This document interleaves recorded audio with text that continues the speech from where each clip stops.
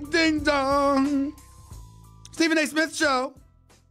ESPN Radio is presented by Progressive Insurance. The power to save is in your hands. Snapshot from Progressive rewards your safe driving with discounts. Find out more at progressive.com. Stephen A. Smith Show, ESPN Radio, ESPN News right here with you. 888-SAY-ESPN. That's 888-729-3776. Reminding you, Louis Riddick will be on the show with us. Start off hour number 2. Obviously, I got some UFC to discuss. TJ Dillashaw versus Henry Cejudo for the flyweight championship of the world, 125 pounds. Interested in hearing what y'all think about that. ESPN and ESPN Plus tomorrow night.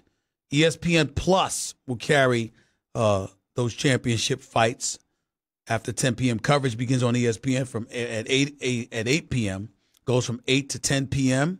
Eastern Time on ESPN, and then from 10 p.m. to midnight, it's on the ESPN Plus app. I have been asked to host this beautiful event tomorrow night. I have no idea why. I really, really don't. John, JC, and the crew, I hope I do a good job. I mean, host is a little bit different. I hope I do a good job. Pray for me, y'all. Pray for me. 888-SAY-ESPN. That's 888-729-3776. Looking at the highlights right now, Dillashaw has lost a lot of weight. He usually walks around at 150. He fights at 135. He was talking about moving up to 145 to fight, but now he's come down to 125 to fight Henry Cejudo. Look, if they're right in what they say, that you know what, you sort of lose your bearings a little bit when you lose weight, then I'm going to have to go with Cejudo.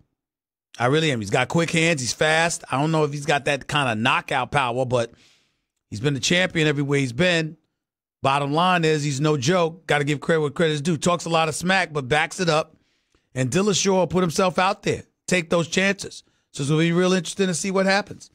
888-SAY-ESPN. It's 888-729-3776. Let's go to the phones. Let's go to Troy. You're live with Stephen A. Talk to me, Troy. Hey, Stephen, how you doing? How are you, sir? I'm good. How are you doing today? I'm all right. Go ahead, buddy. I just wanted to say, being a Kansas City fan has been a long road.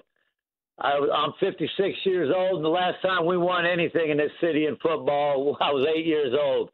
So, yeah, it's been a lot of disappointment. You know, I think it's with any sporting professional teams. The fans, you invest a lot of emotion in a season, you know. All right, I understand that. But what did you really call to say, sir?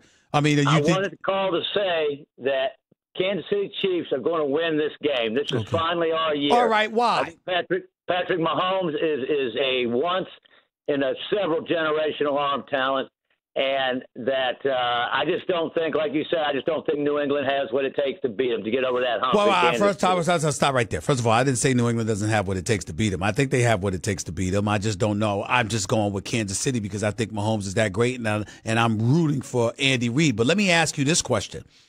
How much pressure is on Andy Reid in your mind, a coach in his 20th season in the National Football League, that a Super Bowl championship pretty much is the only thing that has escaped his illustrious career? Tell me what you think about the pressure that's on Andy Reid's shoulders this weekend. I think there's a ton of pressure. I think there's a whole pressure of a whole city on him.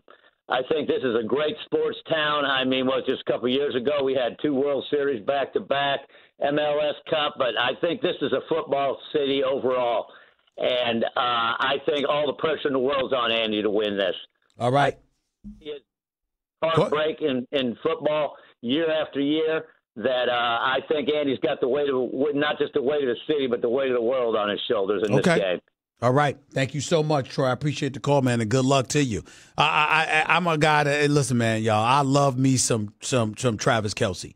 I had the pleasure of meeting him a couple of years ago. We've kept in touch ever since. I'm a huge fan of his, and especially I love his decision making. If y'all saw his women, you would know what I'm talking about. His decision making is impeccable. Let me just say that.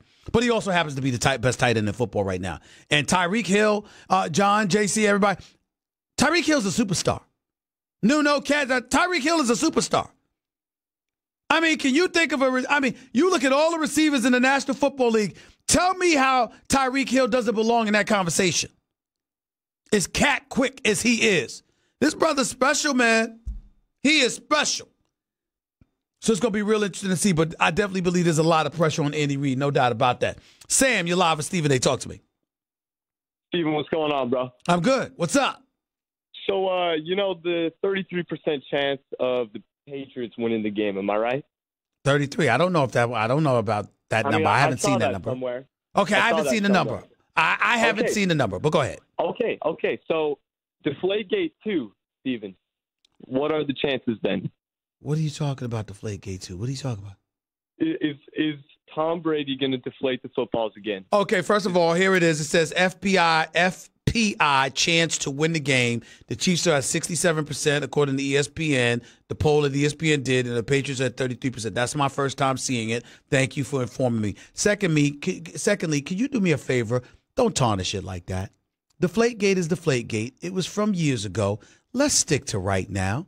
Tom Brady served a 4-game suspension, went to the courts, fought with the league and Roger Goodell and all of this other stuff. We got plenty of time to talk about that if you want to in the aftermath. Can you just look at this game on its merit and tell me who you think's going to win and why? All right. So who do you think has the edge? You think Brady or Mahomes, the young guy? I think Brady has the edge because of his experience. I think Mahomes does have other requisite weapons, however. This is his first day on the big stage. I'm not doubting him by any stretch of the imagination, but I'm going to tell you the biggest reason why I think Brady has an edge. His experience and the defense he's going against. It's not like he's going against a Ravens defense or a Chicago Bears defense. This is a Kansas City Chiefs defense that's been suspect all year long, and that's the problem with it. Now, Eric Berry comes back from that heel injury. He's only played 2 games this year. I got to wonder what you're going to get from him, what level of production you're going to peel from him. There's no doubt about that. But what I'm saying is that that is the difference between football and basketball. Like, for example, if you're asking me about a play in basketball, right? Right, Sam? Yeah. They're on a court against each other. So we going directly against each other. The difference is in football, Tom Brady gets to go against Kansas City's defense, while Patrick Mahomes gets to go against the Patriots' defense. So it's not mano a mano, and it's not always an equal playing field because some defenses are better than others. When I saw Kevin Durant go against LeBron in the finals, I saw LeBron average a triple-double and average 30 with a triple-double. I saw Kevin Durant average 35 and 8. I saw Kevin Durant literally pull up for threes in LeBron's face and was like, let's go. And LeBron responded in kind. So if I got that kind of matchup going on, if I got Russell Westbrook going up against Steph Curry, if I got Steph Curry going up against Kyrie Irving, all right, I'm down with that. But the problem is in football, we'll often compare the quarterbacks, but Tom Brady doesn't have to go against the same level of duress that Patrick Mahomes has to go against when you're looking at the two teams defensively. Now, last week it seems even keel because the Chiefs defense that showed up against the Colts was big time. Now, if that defense shows up, then Tom Brady's got some problems. But what if it's not? What if it's the same defense that was like 27th against the run or second to last against the pass? Well, then guess what? It's a little bit different, wouldn't you say? Yeah, I would say that. And that's all I'm coming from. So I don't look at it that way. Tom Brady's got to go against one team. Patrick Mahomes has to go against another. And Patrick Mahomes not only has to go against the personnel on the experienced squad of the New England Patriots, he also has to go against Bill Belichick. Whereas Tom Brady don't have to do that. He's going up against Sutton and a defense that's been porous the last 2 years. So I would give Tom Brady the edge. You give Brady the edge. But I'm still picking the Chiefs because I still think that they have the talent to overcome the disadvantage. But Tom Brady is definitely at an advantage. I would agree with that, man. All right. Thank you for the call. Appreciate it.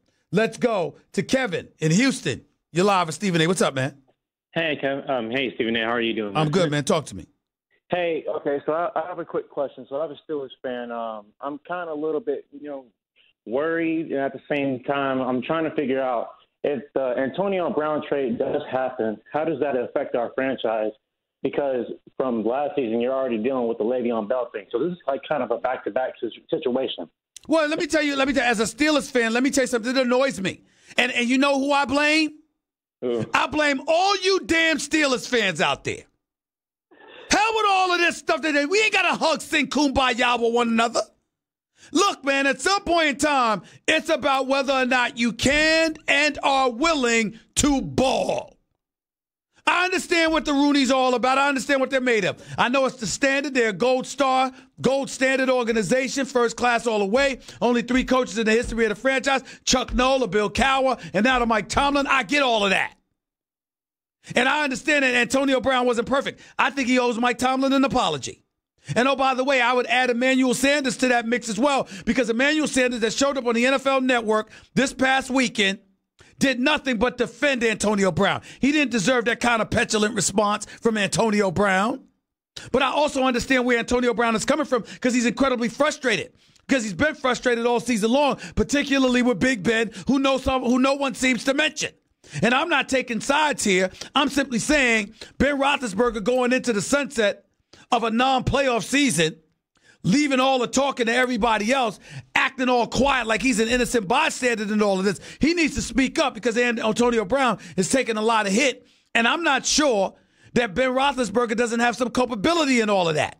Either way you slice it, when you are the Pittsburgh Steelers and you have elite talent like Le'Veon Bell and Antonio Brown, you work that out, particularly when y'all haven't brought it together enough to capture a championship yet. Figure it out. That's my belief. But what do I know? What do I know? Appreciate the call, man. Thank you so much. Steelers President Rooney says no trade talks involving Antonio Brown as of yet. Hopefully they will work it out. 888-SAY-ESPN. It's 888-729-3776. If you missed my opening segment, don't worry about it. You can listen to the podcast on your schedule on demand. Brought to you by the new Capital One Saver Card. Earn 4% cash back on dining and entertainment, 2% at grocery stores, and 1% on all other purchases. Hey, what's in your wallet? Stephen A. Smith Show, ESPN Radio, ESPN News. Back with more of your calls in a minute before Louis Riddick comes on to start hour number 2 right here with Stephen A. ESPN Radio, ESPN News. Whether it's monthly challenge to meet your goals, a training program for your next race, or setting a new personal